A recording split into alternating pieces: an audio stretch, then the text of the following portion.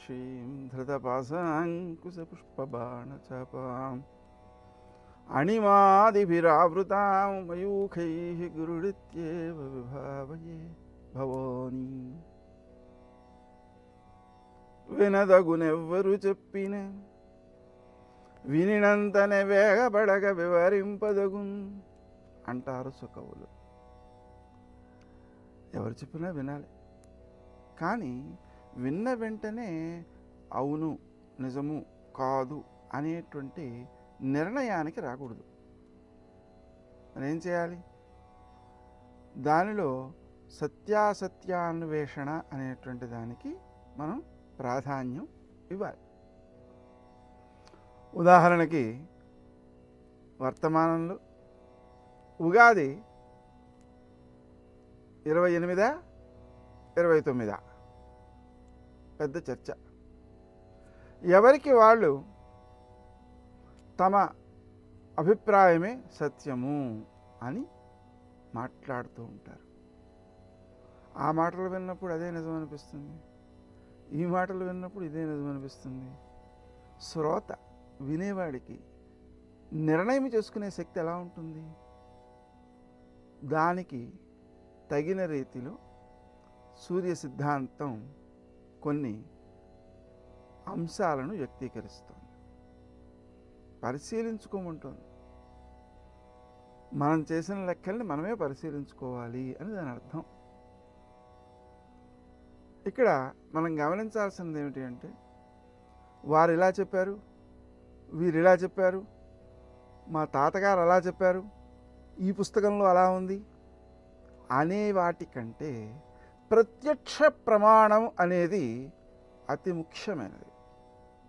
అందుకని మన ముస్లిం సోదరులు లెక్కలు ఎలా ఉన్నా చంద్రుణ్ణి చూచి మాత్రమే పండుగను నిర్ణయిస్తున్నారు. తాత్పర్యం చూస్తేనే తెలిసే విషయం ప్రత్యక్షం.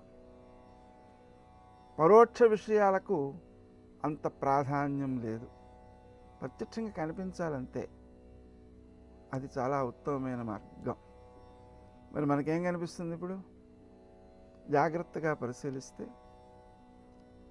చంద్రార్కౌ సాక్షిణౌ తత్ర ప్రత్యక్షం జ్యోతిషం శాస్త్రం. జ్యోతిష శాస్త్రం ప్రత్యక్షమైనది, సూర్యచంద్రులే సాక్షులు. ఇది చాలామంది చెబుతున్నమాటే. మరి సూర్యచంద్రుల్ని ఎప్పుడు సాక్షులుగా తీసుకోవాలి అనేదాన్ని మనం కొంచెం ఆలోచించాలి. మనకి ఉత్తరాయణం దక్షిణాయనం అని రెండు ఉన్నాయండి. జనవరి 14 మకర సంక్రాంతి ఉత్తరాయణ పుణ్యకాలం అని చాలామంది అనుకుంటూ ఉంటాం. కానీ డిసెంబర్ 22కే ఉత్తరాయణం ప్రారంభమవుతుంది. ఈ విషయం దృగ్గణిత పంచాంగకర్తలు చెబుతూ ఉంటారు. పూర్వపు తిథి పంచాంగకర్తలు మాత్రం జనవరి 14నే ఉత్తరాయణ పుణ్యకాలంగా భావిస్తూ ఉంటారు. ఇప్పుడు ఆలోచన చేయండి, ఆకాశంలో సూర్యుడు ఉత్తర దిక్కుగా ప్రయాణం ప్రారంభించడం జనవరి 14న ఆరంభమవుతోందా, డిసెంబర్ 22న ప్రారంభమవుతోందా అని మనం ప్రత్యక్షంగా చూస్తే ఖచ్చితంగా డిసెంబర్ 22నే ప్రారంభమవుతున్నట్టు అందరికీ తెలుస్తుంది, నిరక్షరాస్యులకు కూడా తెలుస్తుంది. ఎలా? జాగ్రత్తగా ఆలోచిస్తే గుమ్మంలోంచి కానీ కిటికీలోంచి కానీ ఒక కాంతి పడుతూ ఉంటుందండి. ఉదయం 7కో 6:30కో 7:30కో పడుతూ ఉంటుంది ఇంట్లో గోడ మీద. ఆ పడే చోట సరిగ్గా 2 గీతలు గీయండి, ఒకటి నిలువుగా ఒకటి అడ్డంగా. ఎలా? ఆ ఎండను అనుసరించి గీయండి. ఆ గీసిన టైంకి చక్కగా తేదీ టైము అక్కడ వేసుకోండి పెన్సిల్తో.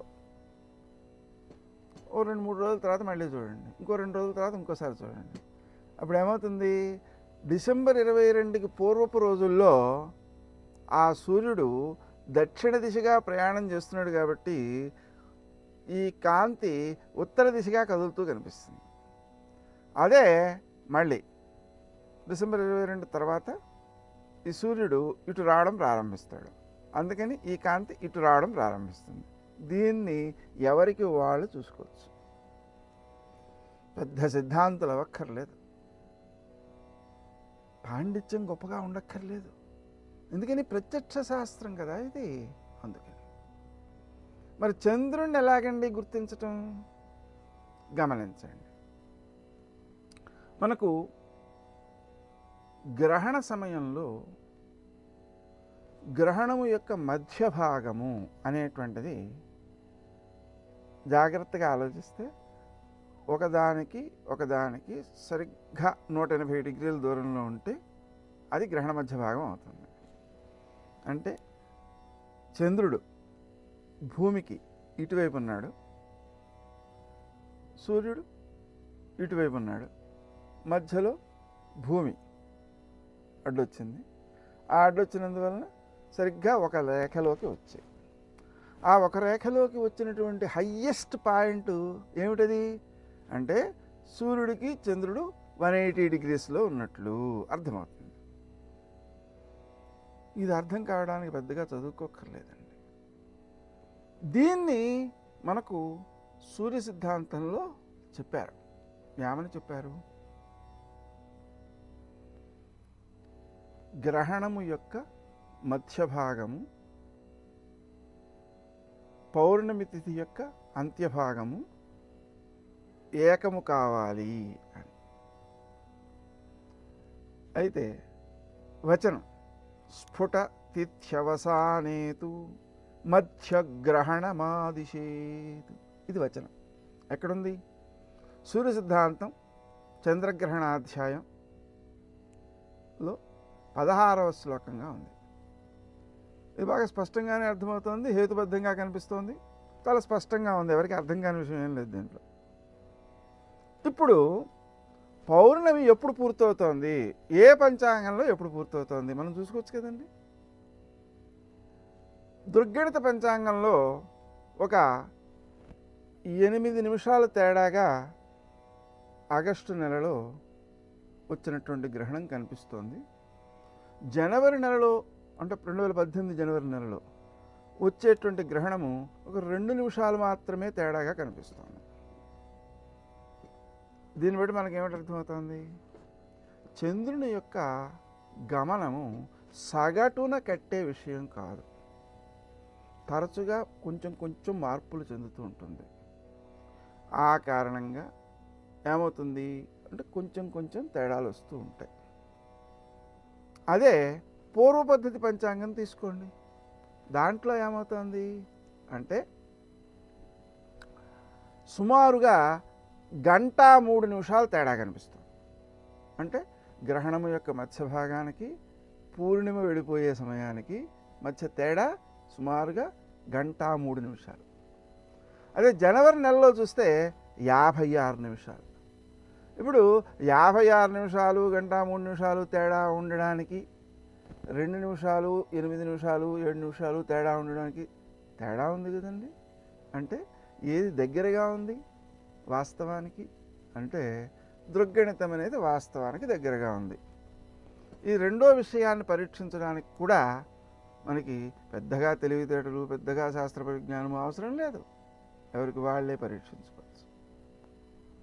ఇక మూడవ విషయం అతి జాగ్రత్తగా గమనిస్తే ప్రతిరోజు సూర్యోదయం సూర్యాస్తమయం ఏ ఊరికి ఆ ఊరికి పంచాంగాల్లో తెలుపుతూ ఉంటారు. ఏ ఊరికి పంచాంగంలో తెలిపారో ఏ ఊరికి ఆ ఊరిలో సూర్యోదయం 8 గంటల 8 నిమిషాలకు అవుతోంది, సూర్యాస్తమయం 8 గంటల 8 నిమిషాలకు అవుతోంది, పరీక్షించుకోవచ్చు. అక్కడ కూడా మనకు ఈ పంచాంగం దగ్గరగా ఉందా ఆ పంచాంగం దగ్గరగా ఉందా అనే విషయం చాలా స్పష్టమవుతుంది. ఇంకొక విశేషం అండి, 1926కు పూర్వం చూస్తే అసలు 2 పంచాంగాలు లేవండి. మరి ఈ దృగ్గణితం అనేటువంటిది ఆ తర్వాత ఆచరణలోకి వచ్చింది. అటువంటి పరిస్థితులు మా తాతగారు అదే అనుసరించారు కాబట్టి దాని మార్గంలోనే నేను పెడతాను అనవచ్చు, అంటుంటారు కొంతమంది, అనవచ్చు, తప్పేమీ లేదు. కానీ నాన్నగారు విమానంలో ప్రయాణం చేయలేదు. ఆనాటికి విమానాలు లేవు. ఇప్పుడు విమానం వచ్చింది. నేను అప్పుడు నాన్నగారు తాతగారు నడిచే వెళ్ళేవారండి, కాబట్టి నేను కూడా ఇప్పుడు నడిచే వెడతానండి అంటే వారికి ఒక నమస్కారం. వారి యథేచ్ఛగా వారు నడవచ్చు, ఇబ్బంది ఏం లేదు. కానీ మాకు సౌకర్యాలు పెరుగుతున్న కొద్దీ సెల్ ఫోన్లు కావాలి, విమానాలు కావాలి, రేపొద్దున కుజగ్రహానికి ప్రయాణం వస్తే దానికి కూడా వెళ్ళాలి అని భావన చేసేటువంటి వాస్తవ స్థితిలో కొత్తగా మనకు తెలిసినటువంటి సౌకర్యాన్ని సత్యాన్వేషణకు వినియోగించుకోవడం నేరమవుతుందా? కాదు కదా. కాబట్టి మనం వారు అనుసరించారు కదా అని మనము కూడా అదే మార్గాన్ని అనుసరించి తీరాలి, అది సత్యం కాకపోయినా సరే అని అనుకోక్కర్లేదు. ఎందుకంటే సూర్య సిద్ధాంతంలోనే చెప్పాడు ఏమని, దృక్తుల్యతాం గ్రహా, మీరు కంటితో చూచి చూపునకు సరిపడేటట్లుగా లెక్కలు సరిపోతున్నాయా లేదా పరీక్షించుకుని వినియోగించుకోండి అని. అంటే దాని అర్థం మనం మన ముస్లిం సోదరులు ఎలాగైతే చంద్రుణ్ణి చూచి మాత్రమే పండుగను నిర్ణయిస్తున్నారో అలా మనకు వచ్చిన లెక్కల్ని ఆకాశంలో సరిపోతున్నాయా లేదా చూసుకోవడం అనేటువంటిది కూడా దాంట్లోనే నియమించబడింది. దీన్ని బట్టి మనకేమిటి అర్థమవుతోంది? ఎవరో చెప్పక్కర్లేదు, మనమే చూసుకోవచ్చు అనే విషయం స్పష్టమవుతుంది. ఇక్కడ ఒక వాక్యం ఒకటి చూపిస్తుంటారండి ప్రమాణం అనే పేరుతో. ఆ వాక్యం ఏమిటి? నాయనలారా, దృక్తుల్య గ్రహాలని జాతకాల్లో వాడుకోండి, ముహూర్తాల్లో వాడుకోండి, ఆబ్దికాలలో పూర్తిగా పూర్వ పద్ధతే వాడండి, లేకపోతే నరకాలకు పోతారు అనే వాక్యాలను చూపిస్తూ ఉంటారు. సూర్య సిద్ధాంత సార సంగ్రహం మొదలైనటువంటి గ్రంథాల్లో ఉన్నాయి అని. ఒక విశేషం మీరు ఆలోచన చేయండి. దృక్తుల్య పద్ధతి, పూర్వ పద్ధతి అనేటువంటి రెండు లేని సమయంలో ఈ వాక్యం పుట్టే అవకాశం ఉందా? లేదు కదా. మరి ఈ వాక్యం ఎప్పుడు పుట్టి ఉంటుంది అంటే రెండు పద్ధతులంటూ వచ్చాక పుట్టి ఉంటుంది. ఈ రెండు పద్ధతులు ఎప్పుడు వచ్చాయండి? 1926 తర్వాత వచ్చాయి. మరి ఇప్పుడు ఆలోచన చేయండి, 1926 తర్వాత వచ్చినటువంటి రెండు పద్ధతులను గురించి పాత ఋషులు ఎవరో చెప్పే అవకాశం ఉందా అండి? లేదు కదా. అంటే రెండు వచ్చిన తరువాత మనలాంటి వారెవరో ఆ వాక్యాన్ని అందించారు అనే విషయం ఆ ఒక్క మాటను బట్టే మనకు తెలిసిపోతుంది. పోని ఈ జాతకాలకి లౌకికమైన ముహూర్తాలకి దృక్పద్ధతిని వాడుకోండి, ప్రాచీనమైనటువంటి పద్ధతిని ఆబ్దికాలకి వాడుకోండి అనే వాక్యాన్ని చూపిస్తున్న వ్యక్తులే తమ పూర్వ పద్ధతి పంచాంగాన్ని అనుసరించే జాతకాలు వేస్తున్నారు, వాటిని అనుసరించే ముహూర్తాలు పెడుతున్నారు. అంటే దాని అర్థం వారు చూపించే ప్రమాణ వాక్యాన్ని వారే పాటించట్లేదు అనే విషయం మనకు స్పష్టమవుతోంది. ఈ అంశాలన్నిటినీ కూడా పరిశీలించుకుని ఏ గ్రహాలు గ్రహణాలు ఉత్తరాయణం దృక్తుల్యముగా ఉన్నాయో, కనిపిస్తున్నాయో, ప్రత్యక్షంగా మనం పరిశీలించుకోవచ్చో అలా పరిశీలించుకుని దృక్ సిద్ధాంతాన్ని అనుసరించి పాటించాలా, పూర్వపద్ధతి సిద్ధాంతాన్ని అనుసరించి పాటించాలా అనే విషయం ఎవరికి వారే పరిశీలించుకోదగినంత స్పష్టంగా ఉన్నాయి వాక్యాలు. ఇప్పుడు దృక్పద్ధతి ప్రకారం చూస్తేనే ఉత్తరాయణం ప్రత్యక్షంగా కనిపిస్తుంది. అలాగే గ్రహణ మధ్యలో తిథి పూర్తవడం అనేది ప్రత్యక్షంగా కనిపిస్తుంది. ఈ ప్రత్యక్షంగా కనిపించేటువంటి సూర్య సిద్ధాంత వచనమే ప్రమాణం కాదు. అలాగే ఉత్తరాయణం అనేటువంటిది ముందుగా వచ్చినా సరే మకర సంక్రాంతి ఉత్తరాయణమని కొన్ని గ్రంథాల్లో ఉంది కాబట్టి అదే ప్రమాణము, ఎదుగుండా కనిపించినా సరే మేము దాన్ని చూడము అని అనుకుంటారా? అభ్యంతరం ఏం లేదు. ఆ పద్ధతిని వారు ఇష్టపడిన వారు అనుసరిస్తే అనుసరించనివ్వండి. కానీ ఆ పద్ధతిని మనమంతా అనుసరించాలి అనేటువంటి విధానం నియంత్రించటం, నియమించటం సరికాదు. అందువలన ఎవరికి వారు ఈ 3 విషయాలను స్వయంగా ఆకాశంలో యంత్రాలేమీ అక్కర్లేకుండా చూసుకోండి. దాని ప్రకారం దృక్పద్ధతి కనిపించేది కాబట్టి దాన్ని అనుసరించడానికి ప్రయత్నిద్దాం. వినదగునెవరు చెప్పిన వినినంతనే వేగపడక వివరింపదగు. అందువలన దృక్సిద్ధాంత పద్ధతి సరైనది అని నేను చెబుతున్నాను అని వినడానికి ఏమాత్రం ప్రయత్నం చేయకండి. ఎందుకని? నేను చెబితే వింటే ఎలాంటిదో ఇంకొకరు చెబితే వింటేను అలాంటిదే.